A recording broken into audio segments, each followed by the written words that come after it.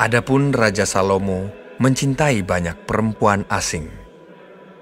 Di samping anak Firaun, ia mencintai perempuan-perempuan Moab, Amon, Edom, Sidon, dan Het.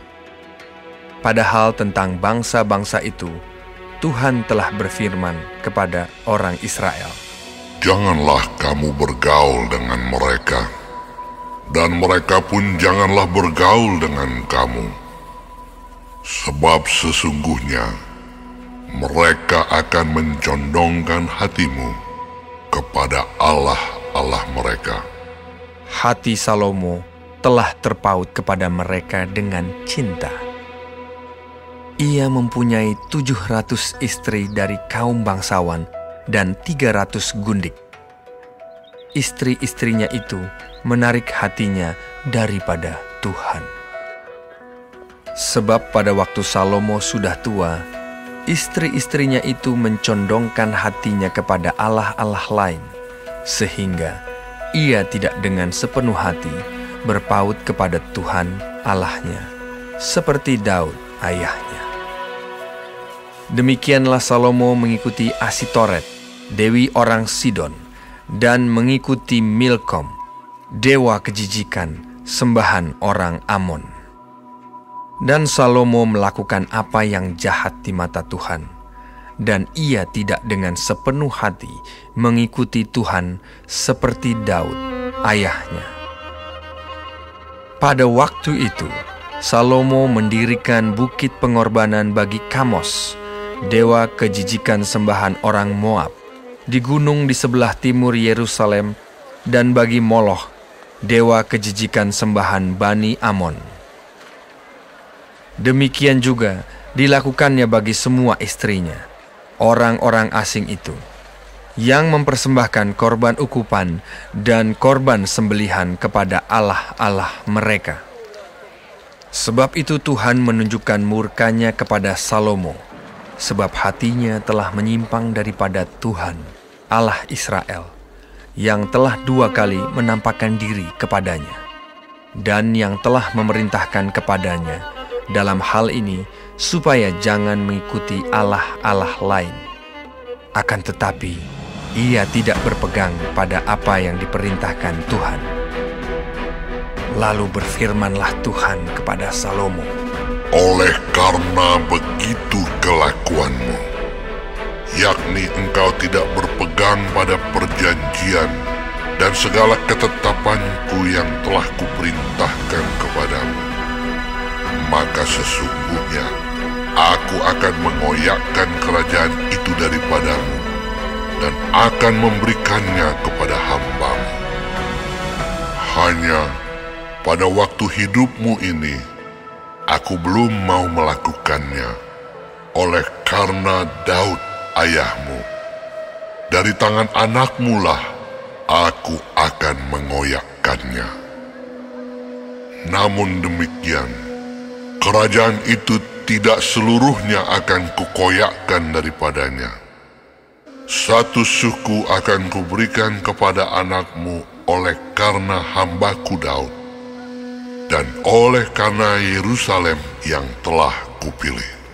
Kemudian Tuhan membangkitkan seorang lawan Salomo, yakni Hadad, orang Edom. Ia dari keturunan Raja Edom. Sesudah Daud memukul kalah orang Edom, maka Panglima Yoab pergi menguburkan orang-orang yang mati terbunuh, lalu menewaskan semua laki-laki di Edom. 6 bulan lamanya Yoab diam di sana dengan seluruh Israel, sampai dilenyapkannya semua laki-laki di Edom.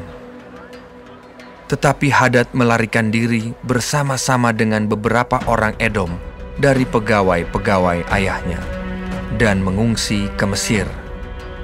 Adapun Hadad itu masih sangat muda.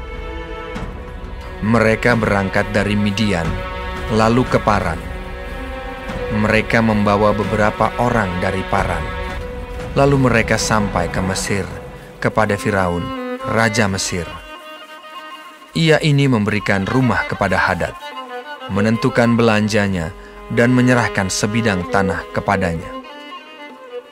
Hadad demikian disayangi Firaun, sehingga diberikannya kepadanya seorang istri, yakni adik istrinya sendiri, adik permaisuri Tahpenes.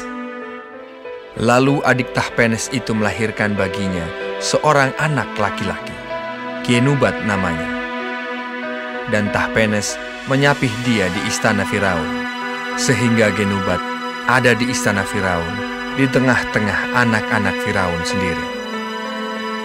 Ketika didengar Hadad di Mesir bahwa Daud telah mendapat perhentian bersama-sama dengan nenek moyangnya dan bahwa Panglima Yoab sudah mati juga, maka berkatalah Hadad kepada Firaun, "Biarkanlah aku pergi ke negeriku." Lalu bertanyalah Firaun kepadanya, "Tetapi kekurangan apakah engkau padaku ini, maka engkau tiba-tiba berniat pergi ke negerimu?" Jawabnya, "Aku tidak kekurangan apapun. Namun demikian, biarkanlah juga aku pergi." Allah membangkitkan pula seorang lawan Salomo, yakni Rezon bin Eliada, yang telah melarikan diri dari tuannya, yakni Hadadezer, Raja Zoba. Ia mengumpulkan orang-orang, lalu menjadi kepala gerombolan. Ketika Daud hendak membunuh mereka, maka pergilah mereka ke Damsyik. Mereka diam di sana, dan disitulah mereka mengangkat Rezon menjadi raja. Dialah yang menjadi lawan Israel sepanjang umur Salomo. Ia mendatangkan malapetaka sama seperti Hadad. Ia muak akan orang Israel dan menjadi raja atas Aram. Juga Yerobeam bin Nebat, seorang Efraim dari Zereda, seorang pegawai Salomo, nama ibunya Zerua, seorang janda, memberontak terhadap raja. Inilah alasannya mengapa ia memberontak terhadap raja. Salomo mendirikan Milo, dan ia menutup tembusan tembok kota Daud, ayahnya. Yerobeam adalah seorang tangkas. Ketika Salomo melihat bahwa orang muda itu seorang yang rajin bekerja, maka ditempatkannya dia mengawasi semua pekerja wajib dari keturunan Yusuf. Pada waktu itu, ketika Yerobeam keluar dari Yerusalem, Nabi Ahia, orang Silo itu, mendatangi dia di jalan dengan berselubungkan kain baru. Dan hanya mereka berdua ada di padang. Ahia memegang kain baru yang di badannya, lalu dikoyakannya menjadi 12 koyakan. Dan ia berkata kepada Yerobeam, "Ambillah bagimu 10 koyakan. Sebab beginilah firman Tuhan, Allah Israel. Sesungguhnya aku akan mengoyakkan kerajaan itu dari tangan Salomo dan akan memberikan kepadamu 10 suku. Tetapi 1 suku akan tetap padanya, oleh karena hambaku Daud dan oleh karena Yerusalem, kota yang kupilih itu dari segala suku Israel.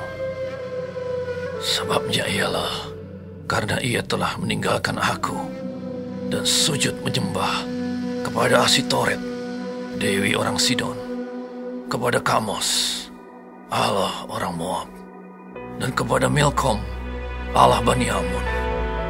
Dan ia tidak hidup menurut jalan yang kutunjukkan dengan melakukan apa yang benar di mataku, dan dengan tetap mengikuti segala ketetapan dan peraturanku seperti Daud ayahnya. Bukan dari tangannya akan kuambil seluruh kerajaan itu. Aku akan membiarkan dia tetap menjadi raja seumur hidupnya, oleh karena hambaku Daud yang telah kupilih dan yang tetap mengikuti segala perintah dan ketetapanku.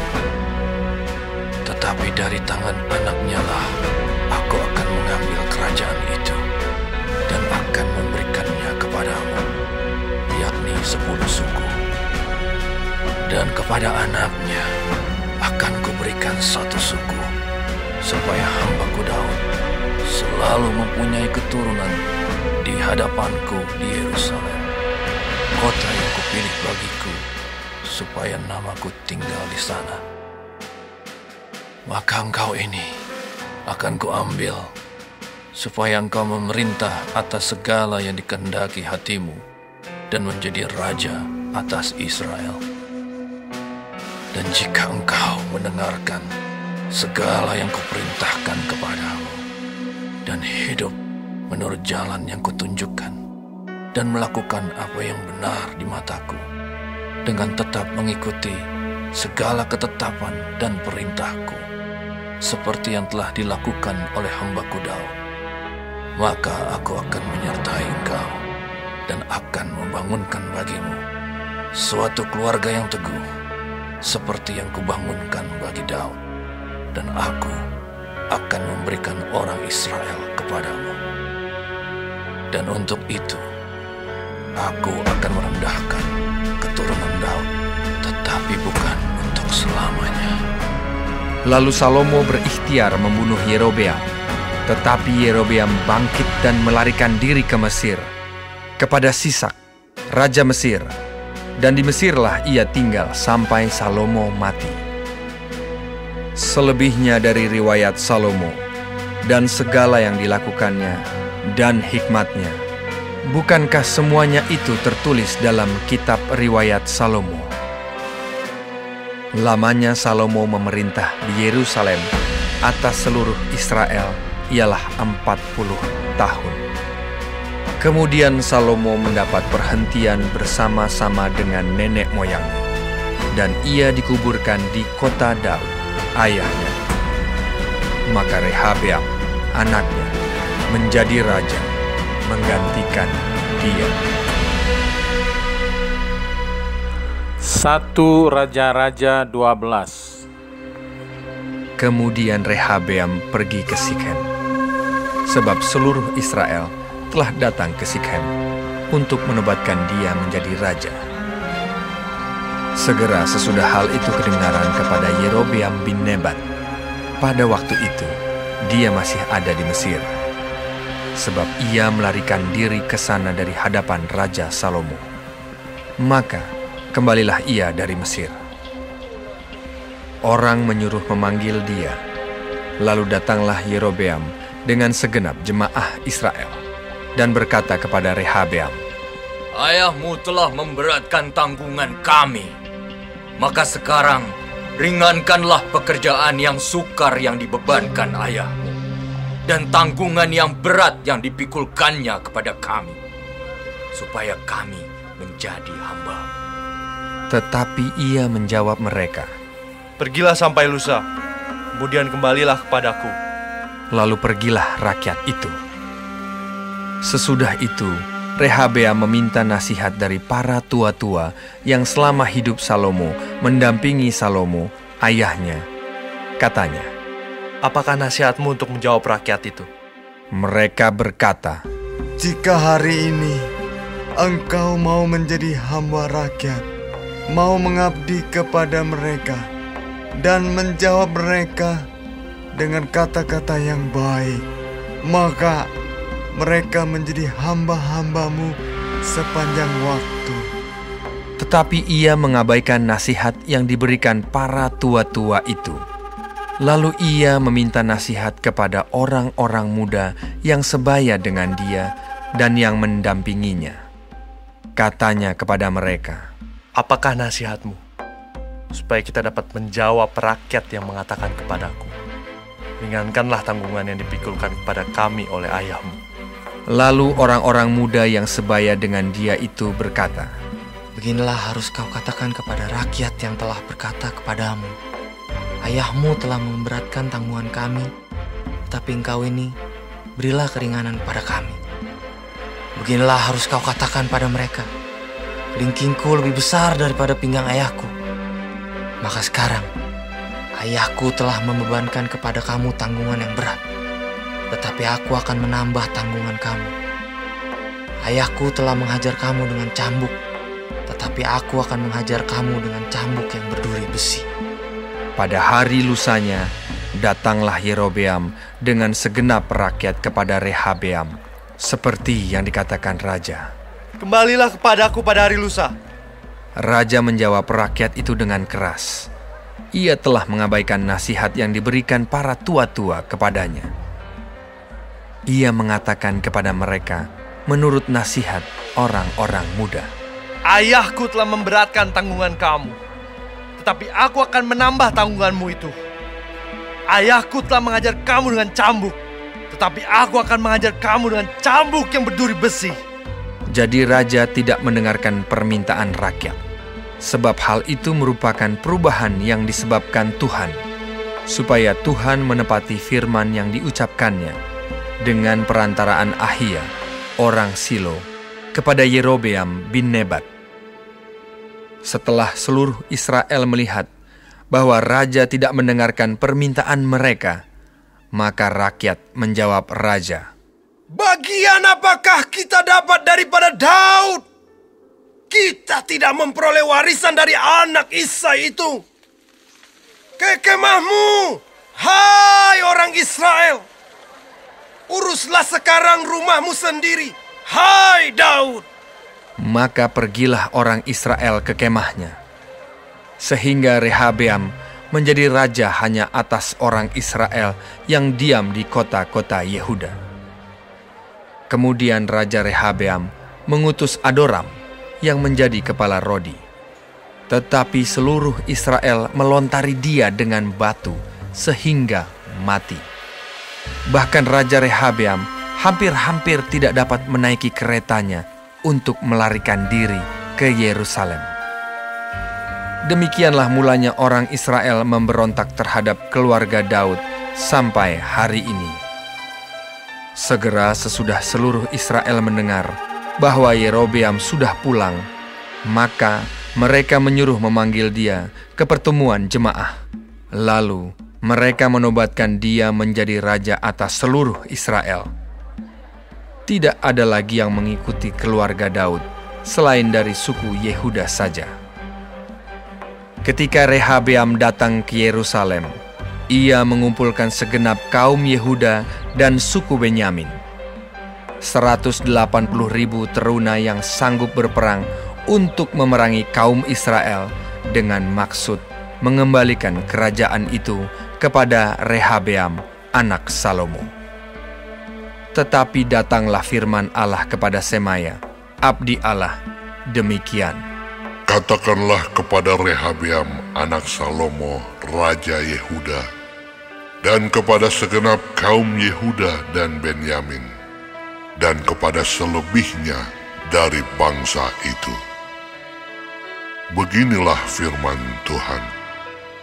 Janganlah kamu maju, dan janganlah kamu berperang melawan saudara-saudaramu orang Israel. Pulanglah masing-masing ke rumahnya, sebab akulah yang menyebabkan hal ini terjadi. Maka mereka mendengarkan firman Tuhan, dan pergilah mereka pulang sesuai dengan firman Tuhan itu. Kemudian Yerobeam memperkuat Sikem di pegunungan Efraim, lalu diam di sana. Ia keluar dari sana, lalu memperkuat Penuel. Maka berkatalah Yerobeam dalam hatinya, "Kini mungkin kerajaan itu kembali kepada keluarga Daud. Jika bangsa itu pergi mempersembahkan korban sembelihan di rumah Tuhan di Yerusalem, maka tentulah hati bangsa ini akan berbalik kepada Tuhan mereka, yaitu Rehabeam, Raja Yehuda. Kemudian mereka akan membunuh aku dan akan kembali kepada Rehabeam, Raja Yehuda." Sesudah menimbang-nimbang, maka raja membuat 2 anak lembu jantan dari emas, dan ia berkata kepada mereka, "Sudah cukup lamanya kamu pergi ke Yerusalem. Hai Israel, lihatlah sekarang Allah-Allahmu yang telah menuntun engkau keluar dari tanah Mesir." Lalu ia menaruh lembu yang satu di Betel, dan yang lain ditempatkannya di Dan. Maka hal itu menyebabkan orang berdosa, sebab rakyat pergi ke Betel menyembah patung yang satu, dan ke Dan menyembah patung yang lain. Ia membuat juga kuil-kuil di atas bukit-bukit pengorbanan, dan mengangkat imam-imam dari kalangan rakyat yang bukan dari Bani Lewi. Kemudian Yerobeam menentukan suatu hari raya pada hari yang ke-15 bulan ke-8, sama seperti hari raya yang di Yehuda, dan ia sendiri naik tangga mezbah itu. Begitulah dibuatnya di Betel, yakni ia mempersembahkan korban kepada anak-anak lembu yang telah dibuatnya itu. Dan ia menugaskan di Betel imam-imam bukit pengorbanan yang telah diangkatnya. Ia naik tangga mezbah yang dibuatnya di Betel itu pada hari yang ke-15 dalam bulan yang ke-8, dalam bulan yang telah direncanakannya dalam hatinya sendiri. Ia menentukan suatu hari raya bagi orang Israel, dan ia naik tangga mezbah itu untuk membakar korban. 1 Raja-Raja 13. Sedang Yerobeam berdiri di atas mezbah itu sambil membakar korban, maka atas perintah Tuhan, datanglah seorang abdi Allah dari Yehuda ke Betel. Lalu atas perintah Tuhan, berserulah orang itu terhadap mezbah itu, katanya, "Hai mezbah! Hai mezbah! Beginilah firman Tuhan, bahwasanya seorang anak akan lahir pada keluarga Daud. Yosia namanya. Ia akan menyembelih di atasmu imam-imam bukit pengorbanan yang membakar korban di atasmu. Juga tulang-tulang manusia akan dibakar di atasmu." Pada waktu itu juga ia memberitahukan suatu tanda ajaib, katanya, "Inilah tanda ajaib, bahwa Tuhan telah berfirman, bahwasanya mezbah itu akan pecah, sehingga tercurah abu yang di atasnya." Demi Raja Yerobeam mendengar perkataan abdi Allah yang diserukannya terhadap mezbah di Betel itu, ia mengulurkan tangannya dari atas mezbah dan berkata, "Tangkaplah dia!" Tetapi tangan yang diulurkannya terhadap orang itu menjadi kejang, sehingga tidak dapat ditariknya kembali. Mezbah itu pun pecahlah, sehingga abu yang di atasnya tercurah, sesuai dengan tanda ajaib yang diberitahukan abdi Allah itu atas perintah Tuhan. Lalu berbicaralah raja dan berkata kepada abdi Allah itu, "Mohonkanlah belas kasihan Tuhan Allahmu, dan berdoalah untukku, supaya tanganku dapat kembali." Dan abdi Allah itu memohonkan belas kasihan Tuhan. Maka tangan raja itu dapat kembali dan menjadi seperti semula. Kemudian berbicaralah raja kepada abdi Allah itu, "Marilah bersama-sama dengan aku ke rumah. Segarkan badanmu. Sesudah itu aku hendak memberikan suatu hadiah kepadamu." Tetapi abdi Allah itu berkata kepada raja, "Sekalipun setengah dari istanamu kau berikan kepadaku, aku tidak mau singgah kepadamu. Juga aku tidak mau makan roti atau minum air di tempat ini. Sebab beginilah diperintahkan kepadaku atas firman Tuhan. Jangan makan roti atau minum air, dan jangan kembali melalui jalan yang telah kau tempuh itu." Lalu pergilah ia melalui jalan lain dan tidak kembali melalui jalan yang telah diambilnya untuk datang ke Betel. Di Betel diam seorang nabi tua. Anak-anaknya datang menceritakan kepadanya segala perbuatan yang dilakukan abdi Allah pada hari itu di Betel. Mereka menceritakan juga kepada ayah mereka perkataan yang dikatakannya kepada raja. Kemudian ayah mereka bertanya, "Dari jalan manakah ia pergi?" Lalu anak-anaknya menunjukkan kepadanya jalan yang diambil abdi Allah yang datang dari Yehuda itu. Ia berkata kepada anak-anaknya, "Lanai keledai bagiku." Mereka memelanai keledai baginya.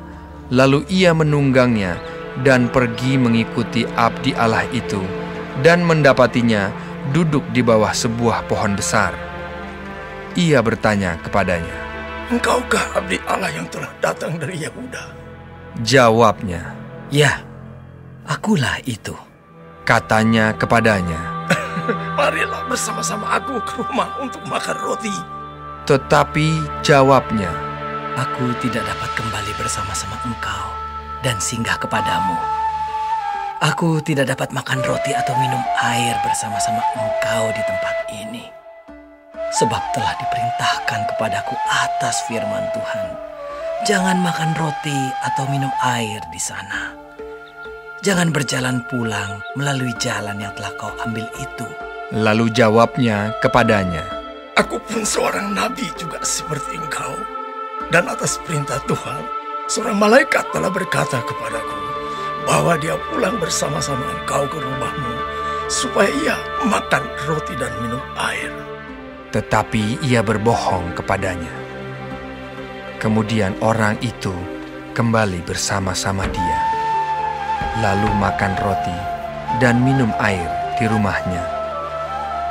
Sedang mereka duduk menghadapi meja, datanglah firman Tuhan kepada nabi yang telah membawa dia pulang.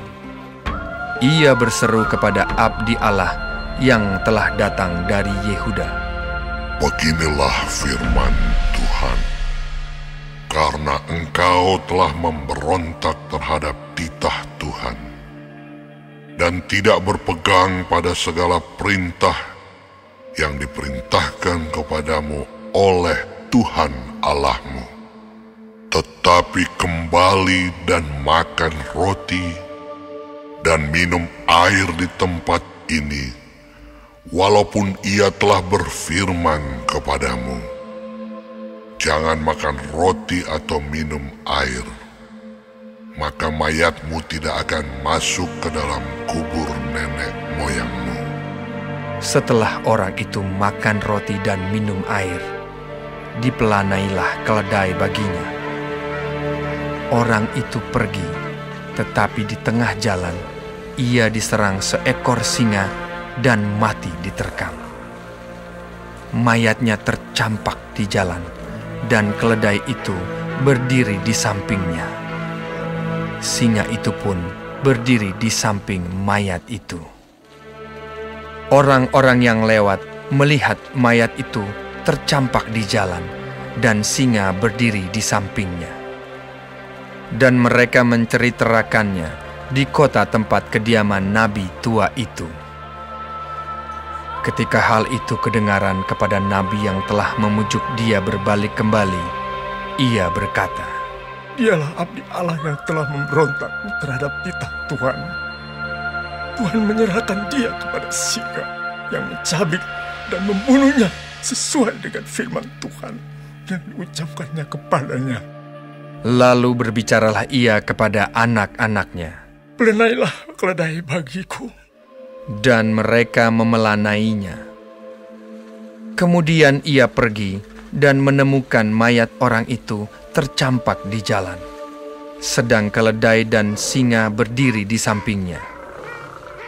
Singa itu tidak memakan mayat itu dan tidak mencabik keledai itu.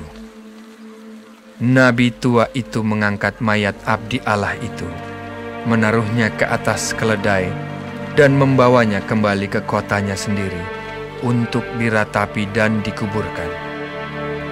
Mayat orang itu dikuburkannya di dalam kuburnya sendiri. Maka diratapilah dia. "Wahai saudaraku!" Setelah ia menguburkannya, ia berkata kepada anak-anaknya, "Kalau aku mati, kuburkanlah aku dalam kubur ini bersama dengan abdi Allah itu, dan taruhlah tulang-tulangku di sisi tulang-tulangnya. Sebab perkataan yang atas perintah Tuhan telah diserukannya terhadap mezbah yang di Betel itu, dan terhadap segala kuil di bukit-bukit pengorbanan yang di kota-kota Samaria akan betul-betul terjadi." Sesudah peristiwa ini pun, Yerobeam tidak berbalik dari kelakuannya yang jahat itu, tetapi mengangkat pula imam-imam dari kalangan rakyat untuk bukit-bukit pengorbanan. Siapa yang mau saja ditahbiskannya menjadi imam untuk bukit-bukit pengorbanan. Dan tindakan itu menjadi dosa bagi keluarga Yerobeam, sehingga mereka dilenyapkan dan dipunahkan dari muka bumi.